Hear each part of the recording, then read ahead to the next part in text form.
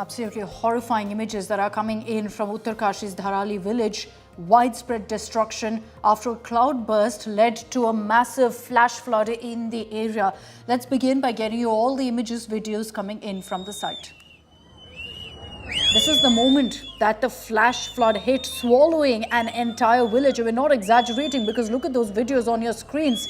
Several buildings can be seen completely washed away. People standing on the roads being swept away in the flood waters. We have no idea at this point about the casualty count.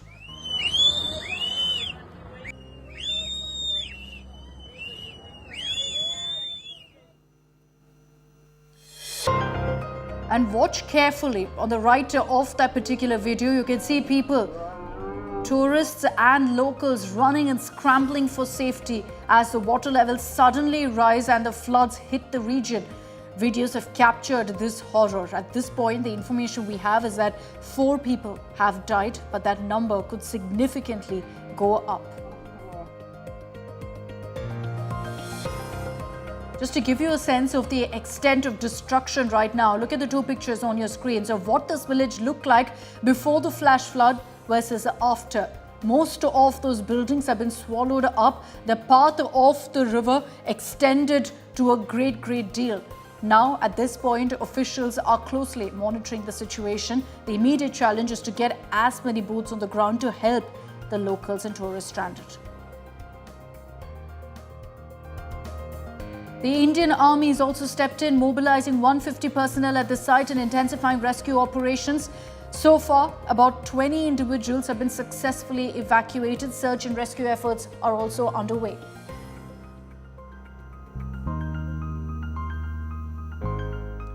In the aftermath of the cloudburst, the water level in rivers has risen significantly. Houses completely submerged in slush along the river banks. These videos also show how people who managed to escape from that flash flood struggle to get to safer points because of the slush there.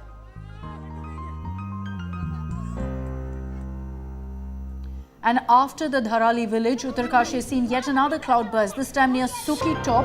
Fortunately, in this incident, no casualties have been reported because you can see that there's no civilization, no development in these areas. Beta.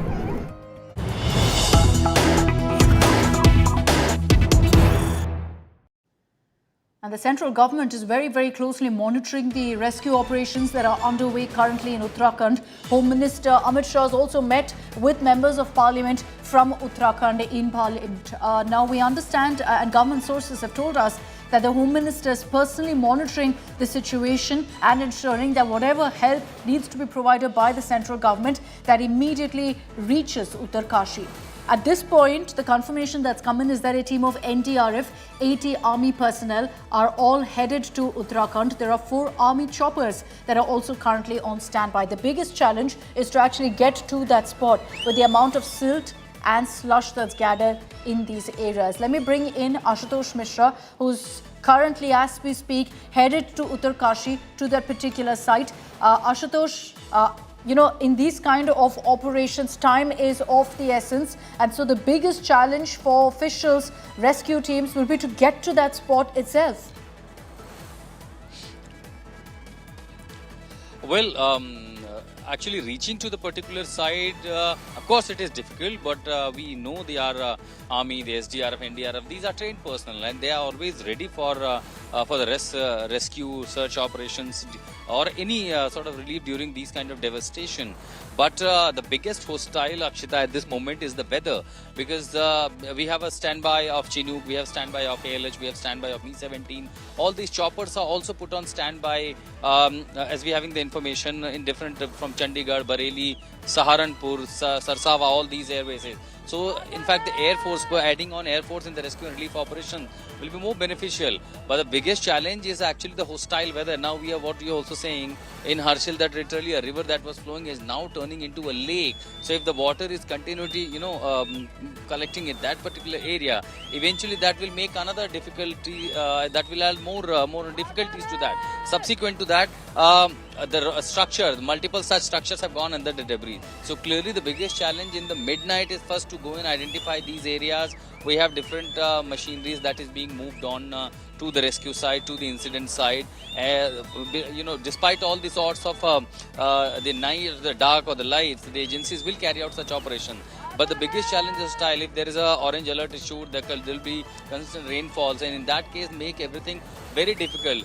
Of course, this is going to be a challenging night for all the operations, all the agencies who are involved for the rescue, search and relief operations. It's going to be a more task for all of them. But tomorrow onwards, there will be first sight of a live. In fact, not only that particular place, in fact, across Bhagirathi River, administration has been warning people do not venture out to the riverside areas, because eventually when the water comes down, clearly it is likely to, there will be a rise in a water level. But that's what we are hearing from the other side, that several people who are still missing, finding them out, also the people near the low-lying areas for their evacuation. So there are a lot of priorities that the agencies are now working on. We are seeing more and more rescue efforts, and boots on the grounds are being dispatched for the from the NDRF, from the SDRF, from the Army, from the Air Force. Akshita. All right, Ashutosh, thanks for those details. Ashutosh will be getting us ground reports in some time from now. As he's pointed out, the weather is a big challenge. But let me bring in on this broadcast Mr. Piyush Rotela, former Executive Director of the Uttarakhand State Disaster Management Authority. Thank you very much, Mr. Rotela, for your time. It's a very unfortunate circumstances that we're having you on this broadcast, looking at the situation that's currently unfolding in Uttarkashi. I'd like to begin with Mr. Rotela, you explaining to our viewers the challenges in this kind of a rescue operation. You know these areas in and out. What perhaps makes this kind of a rescue operation so very challenging for the personnel on ground? Basically, it's access is a problem, because Dharali is far off from district headquarters. You will take 3 to 4 hours to reach out there. And weather is another challenge that has already been explained, because if it's a bad weather, you cannot fly choppers and other kind of things. To add to it, you have because during the night you cannot work out there, because that would be a challenge. So you have a limited time to work out there. You have a challenge of access and weather, how to reach out there. That's a thing. Looking at the footage right now, Mr. Rotela, and you're an expert, of course, in this matter, looking at the footage that's emerging right now and the manner in which, this entire village essentially has been hit by this flash flood, doesn't look like there were evacuations before this happened, before the cloudburst.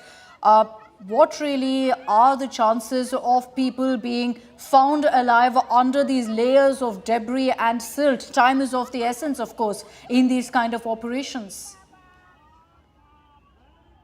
Basically, survival is a function of time. And in this kind of a situation where there is a slush and landslide and debris kind of thing, you don't have air spaces as is there in earthquake situation, where there are a lot of air pockets and this kind of things. In this kind of a situation, survival is a major issue. As the time lapses, you will have, say, chances of survival would drastically minimize there. Okay, so we're hoping against hope and praying for all of those who are in that particular site. But I think one more question, Mr. Rotela, will be why? Why do we see these kind of disasters constantly taking place? And also, is it because that we don't have an adequate system in place to ensure warnings are put out before this kind of a cloudburst? Evacuations could have happened. It would have perhaps meant that we're not looking at a casualty count today. Basically, if we look at situation worldwide, we don't have warning systems or the in the battalion.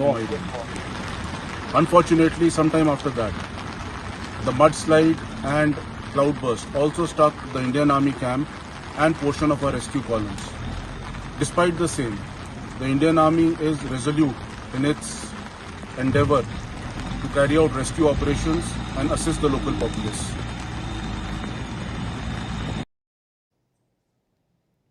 Okay, so that is a statement that we just cut into live there.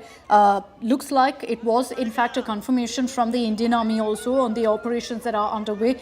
Close by, there's also an army camp. So at that point, we're yet to get details really of what the situation is. But let's get you a video that's come in from that army camp in Harsal. It's been devastated by the flash floods. There are videos that have emerged of it.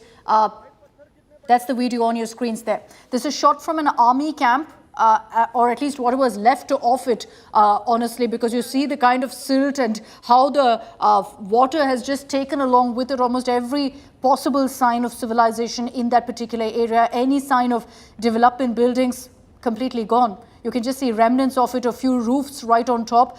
But this is the worry, really, that buildings have either been completely washed away or it's been completely buried under debris. How do you dig through that and reach to the people who are perhaps stranded in these buildings? This is the army camp in Harsal, which is just about 7 kilometers from the cloudburst hit Dharali. Let me bring in Ankit Sharma for the latest updates. Ankit, there's still information that's trickling in on the rescue operations that are underway, but has there been any official number that's been given by the government on casualties, or for that matter, those who've been evacuated?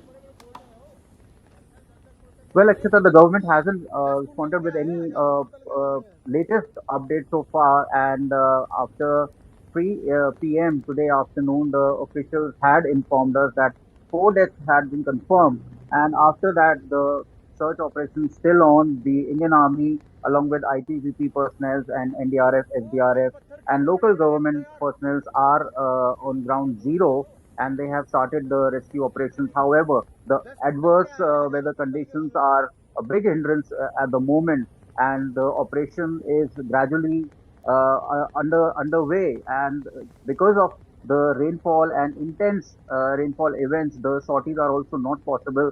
Though the Harsal helipad is on standby, as well as the Chingali-Sound airstrip is also on standby, and Mi-17 along with Chinook helicopter has been deployed. More personnel have been dispatched to the incident site from Dehradun and other areas of Uttarakhand.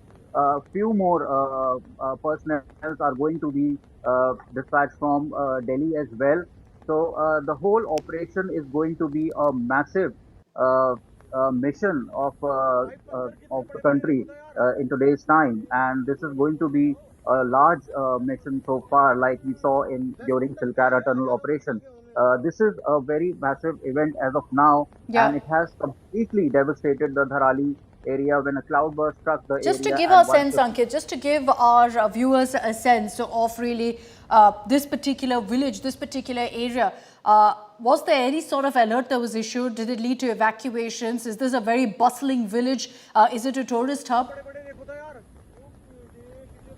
Over the past year, this village has garnered a lot of devotees who have been thronging to Dharali and Mukwa, which is on the other side of the Bhagirathi river. And Mukwa is a revered winter abode of Ma Gangotri, and whenever the portals of Gangotri Dham is closed for the summer season, Ma Gangotri travels to Mukwa, and she settles there for another 6 months.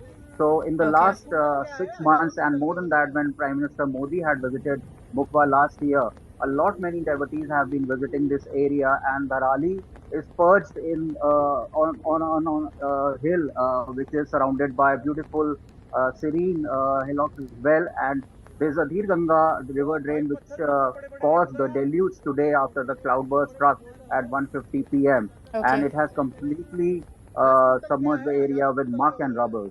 Okay, Ankit, we're going to continue tracking all the latest updates with you and all of your colleagues who are currently headed to that particular location. It's very challenging. As you can make out, it's non-stop rain there. There's a red alert. There have been 2 cloudbursts in a matter of hours close by to the location where you've seen the flash flood actually happening. And that's the concern, really, that the weather and the heavy rain isn't stopping. So for officials to reach the particular site and kick off the rescue work is extremely challenging. Time is of the essence. And yet, as it becomes dark, it's again very difficult for officials to continue with the work, which means a large part of the rescue work could just happen tomorrow. And then there's a question about whether it's too late then to actually hope that locals can survive a night under all of that debris in such a situation. We're going to continue tracking all the latest that comes in from Uttarkashi as I wrap up this edition of Super 6. Do stay with us here on India Today.